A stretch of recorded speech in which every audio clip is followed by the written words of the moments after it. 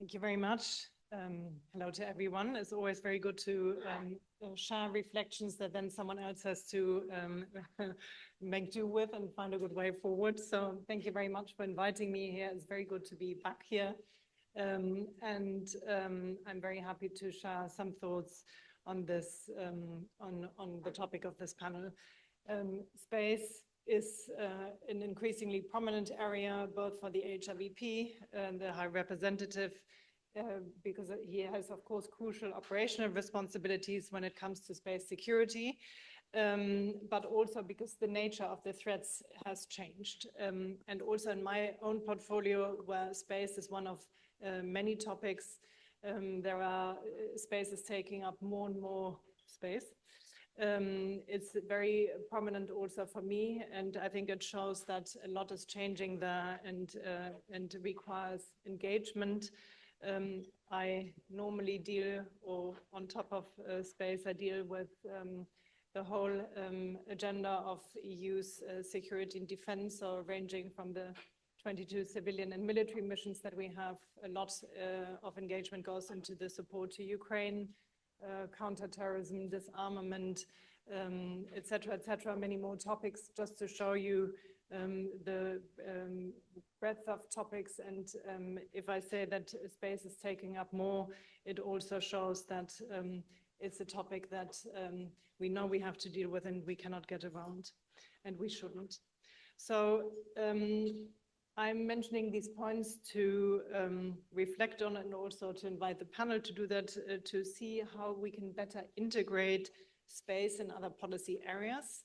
As I said, it's important, but what we need to do is also ensure that our political leaders recognize the strategic value of space more. And by we, I mean European stakeholders in space.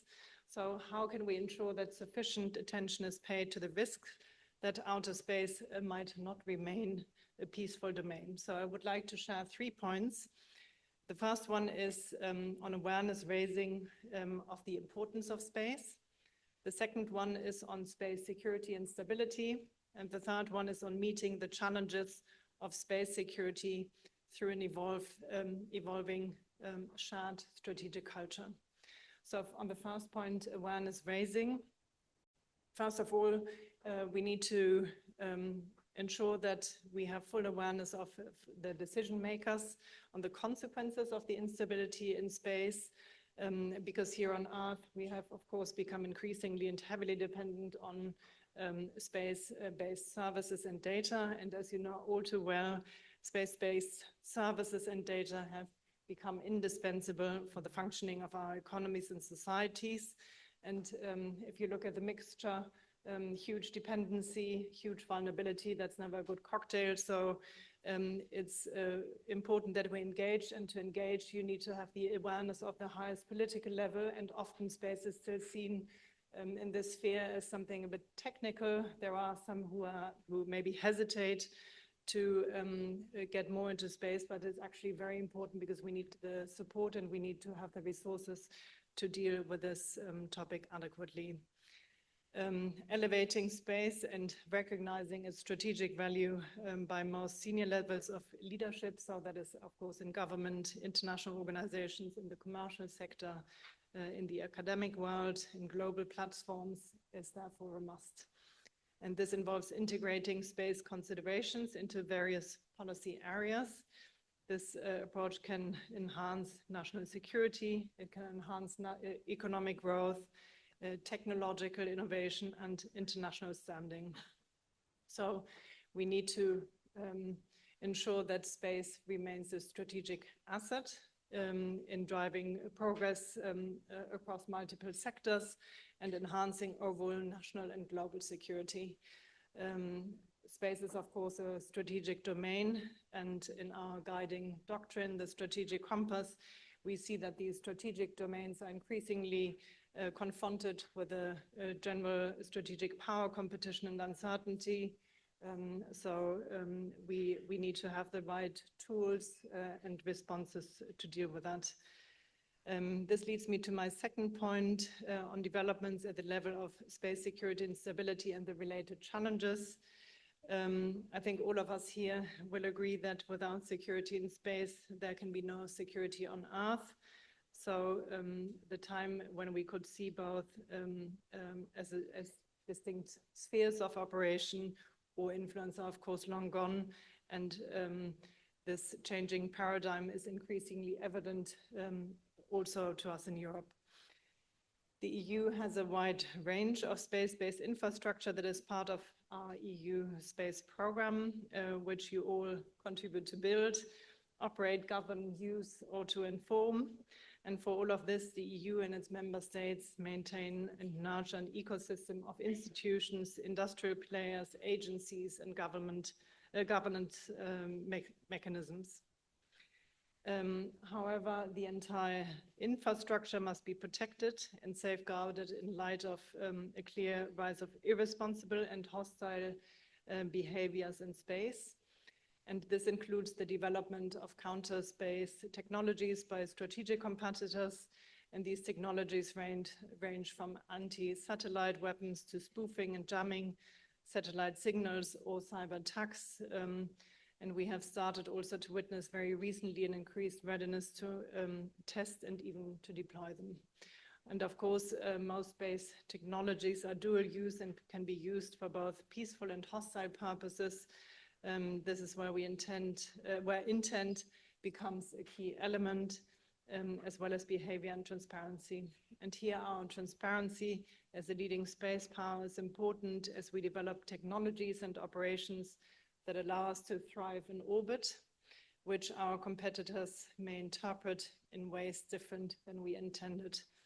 And this brings me to my third point on how the EU thinks about and plans to meet these new challenges of space security from a strategic perspective. So by adopting the strategic compass, the EU and member states recognized at the highest level that space is an operational and strategic domain, which basically led to pushing it to the top of our agenda. And member states also agreed on a common strategic vision through a dedicated and very fast EU space strategy for security and defense, which we co-authored with the Commission. And I also want to emphasize once more that this strategy is a milestone for us. And of course, every strategy is only as good as its implementation. And I can say that the implementation is in full swing. And this, of course, includes also activities by member states and leaders of industry. So it has to happen on different sides. Maybe a few examples to see where we stand as the European External Action Service. Earlier this year, we had our intelligence branch formulate a classified space threat landscape analysis. And this analysis draws on increased information sharing from EU member states and was complemented by insights from our geospatial intelligence agency, the EU Satellite Center. And this strategic intelligence is instrumental in helping us understand the range of counter-space capabilities our competitors are developing and testing beyond the orbital environment. It helps us understand implications for our ground-based infrastructure, data links, and of course, space industry, where our companies and technologies are at risk of being targeted by espionage and hostile takeovers. Secondly, in terms of implementation, the EAS Space Division organized the annual Space Threat Response Exercise, where we simulated incidents across the range of counterspace, from cyber attacks to kinetic manipulation, which may affect our space infrastructure. We exercise this process yearly, but what was injected as a critically important new element this year was to explore the potential activation of the EU Mutual Assistance Clause, so basically our Article 5, in case a space-related incident may amount to an armed aggression on the territory of one or several EU member states.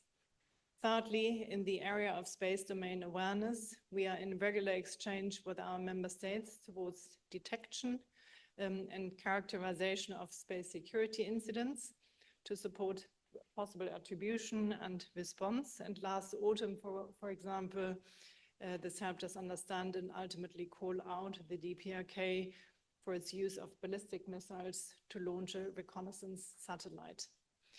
And lastly, of course, strategic messaging around space and security and technical recovery are important, but we are also preparing to extend our toolbox with additional countermeasure, including sanctions. To conclude on the EU space strategy for security and defense, I underline that the point that this is the first time we managed to bring together our existing and emerging infrastructure, mechanisms and institutions and rally 27 member states around a shared goal of security in space and from space. Why is that so important? Because while our member states maintain their sovereign prerogative in space security and defense, we see an evolution towards more cooperation in this area. 27 member states have begun developing a shared strategic culture for space security. This is truly a paradigm shift, and at the same time we are putting fully in line with the objective of the space strategy, renewed emphasis on our strategic partners.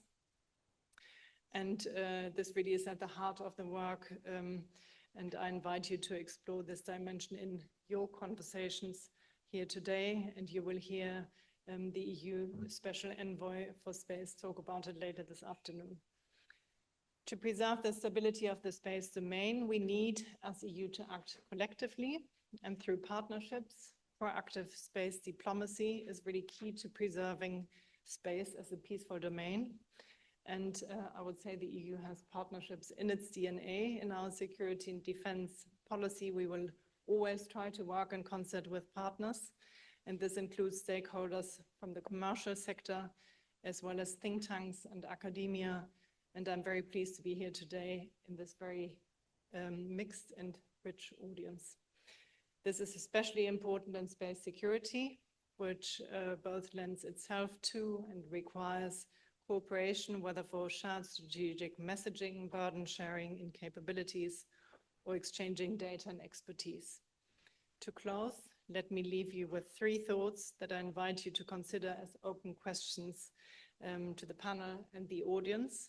Firstly, the EU has been preparing for a more competitive and contested space environment, and we have undergone a fundamental transformation in this regard. What more can the EU do to establish Europe as a leader in space-based security? Secondly, we are gearing up to operate in a world where rules-based order and multilateralism are in decline, and where power projection, including in space, is becoming more frequent. Can we, as the EU, do more to address this? And I asked in the beginning, how do we ensure sufficient attention is paid to the risk that outer space might not remain a peaceful domain?